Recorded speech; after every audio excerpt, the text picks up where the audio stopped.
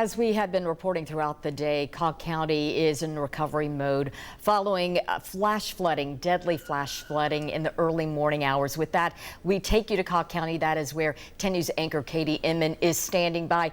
Katie, thanks so much, number one. Number two, bring us up to date. What is the status there following this flash flood that just made its way through that portion of the county?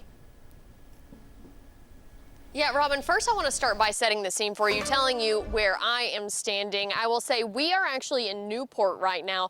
We drove in coming off of I-81 from the Lowland exit to get through Bybee and Parrotsville, and we were sort of scouting out locations, you know, where can we be to stay safe, show you the water that is still not receded there, but there were no real spots that weren't right on the road, so we made the safety call here and decided to come down here next to the Pigeon River in Newport. But if where we're standing that way, you can go across the bridge, across the Pigeon River, go on 321, and then access State Route 160, and then you are there in the Bybee and Parrotsville community. So I want to talk a little bit about the reporting that we have already brought you today. So the number one thing is that we now know that one woman has unfortunately lost her life. 64 years old today was her birthday. It is an unfortunate fact, and we do know that multiple other people had to be rescued. The sheriff, C.J. Ball, here in Cocke County, he did say during a press conference with our reporter Olivia Daig that they were working on tallying up the numbers for how many rescues had to happen, how many people had to be helped. They will bring us that number later on today, so we're waiting on that. We'll bring you that update as soon as we learn it, as soon as it comes across our desk.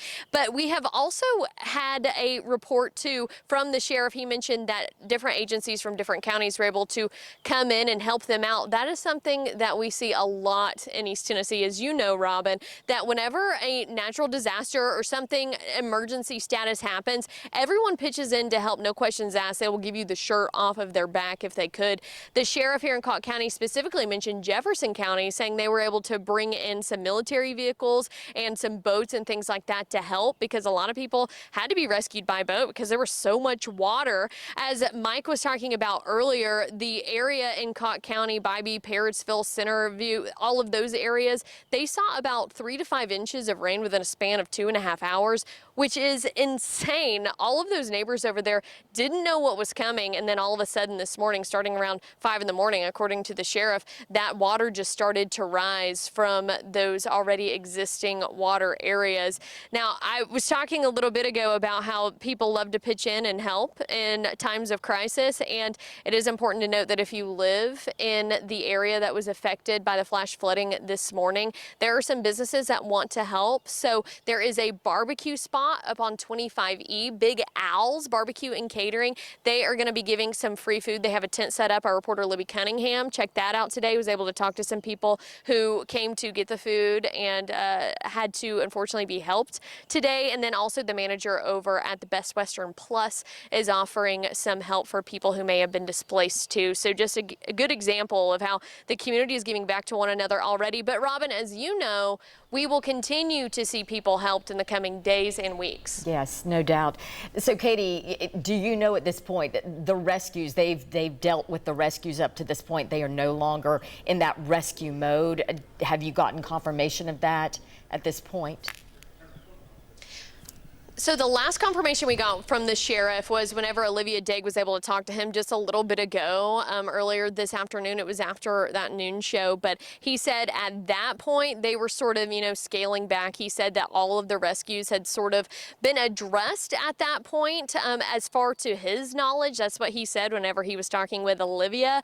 But like I said, they're tallying up those numbers to see what the final count on that was. He said that there are still some back roads in that area that may be covered in the water, and he's really encouraging people to stay safe, not get out on the roads, to try and chance it. If you see standing water on the roads, of course, turn around, don't drown, don't chance it. We know that State Route 160 was closed earlier today because of the standing water on the road. That is completely reopened now, according to TDOT, but there are still some roads that are closed. Of course, as the day goes on, the water is receding more and more, but the water is still there. So just because the mass bulk of those rescues may be handled at this point doesn't mean that new situations can't arise, Robin.